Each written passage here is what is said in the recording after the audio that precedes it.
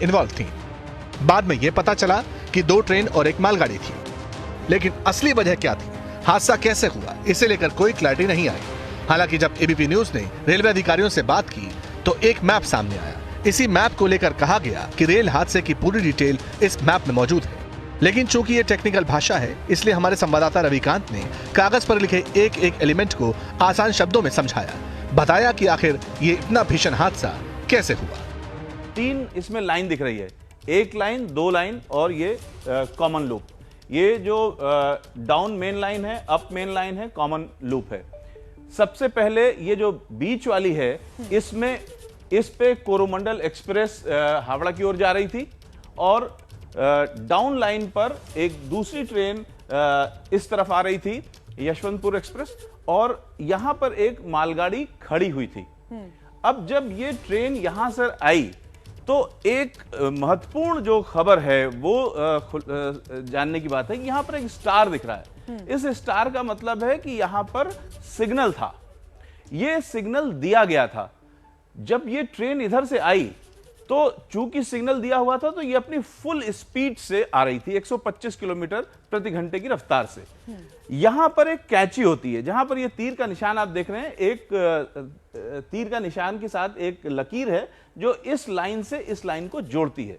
ये कैची बंद होनी चाहिए थी क्योंकि सिग्नल दिया हुआ है, ये ट्रेन सीधी निकल जाती अगर ये कैची बंद होती। चूंकि सिग्नल तो दे दिया गया लेकिन कैची खुली रह गई और ये कैची इस लूप लाइन की ओर इशारा कर रही थी, यानी इधर की ओर रेलवे लाइन को ले जा रही थी।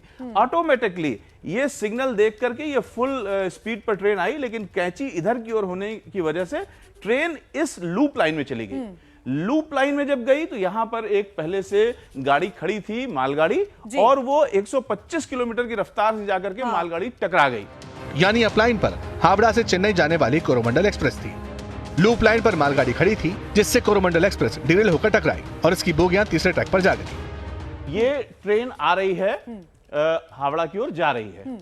कैची यहां पर है, कैची खुली है। इस टर्म का हम इस्तेमाल कर रहे हैं कि कैची का मतलब है ये इस लूप लाइन में ले जाने के लिए जो पटरी है वो जुड़ी हुई है और जो भी ट्रेन उधर से आएगी वो सीधे ना जा करके लूप लाइन में चली जाएगी। तो यहां पर कहीं सिग्नल था, सिग्नल दिया हुआ था, ये ट्रेन आगे आई। अब इसके आगे का जो एनिमेशन है वो हम आपको दिखाएंगे। इसके बाद क्या हुआ, ये गाड़ी आई और इस लूप लाइन में आ गई। अब इस लूप लाइन में आने के बाद जाहिर सी बात है यहां पर ये ट्रेन खड़ी हुई है तो हादसा होगा। ये मालगाड़ी से जाकर के टकराई है। अगला जो एनिमेशन का पार्ट है उसमें आप देखेंगे कि किस तरीके से ये टकरा रही है। ये जब टकराई है तो इस मालगाड़ी से टकराते हुए इसके सारे जो कोचेस हैं वो डिरेल हो गए और पीछे का जो हिस्सा है, पीछे के जो 3 डिब्बे हैं वो उस तरफ पलट गए या उछल गए होंगे। तो ये जब उछले हैं तो आप देख रहे हैं कि जिस समय, जिस पॉइंट ऑफ टाइम पे ये उछल रहे हैं उसी समय वो गाड़ी पास हो रही है और लगभग पूरी गाड़ी पास हो चुकी है। सिर्फ 2 आखिरी के जो डिब्बे हैं उनसे ये 3 डिब्बे जाकर के टकराए। और हम आपको बता दें कि हादसा क्यों इतना गंभीर हुआ। ये जो 2 डिब्बे हैं पास होती हुई ट्रेन के, उसमें वो जनरल कोचेस थे, उसमें ठसाठस लोग भरे थे। जो हावड़ा की ओर कोरोमंडल जा रही थी उसके जो पिछले 3 डिब्बे थे वो भी जनरल थे, उसमें भी ठसाठस लोग भरे थे। तो ये जो 5 डिब्बे हैं ये बुरी तरीके से टकराए हैं, जिसमें जो सवार लोग थे ज्यादातर की मृत्यु हुई है। अब इस तीसरे ट्रैक पर हावड़ा सुपरफास्ट यानी बेंगलोर वाली दुरंतो आ रही थी, मगर चूंकि पहले से ही उसके ट्रैक पर कोरोमंडल की बोगियां थी, इसलिए वो भी हादसे की चपेट में आ गई। और खबर लगातार जारी है।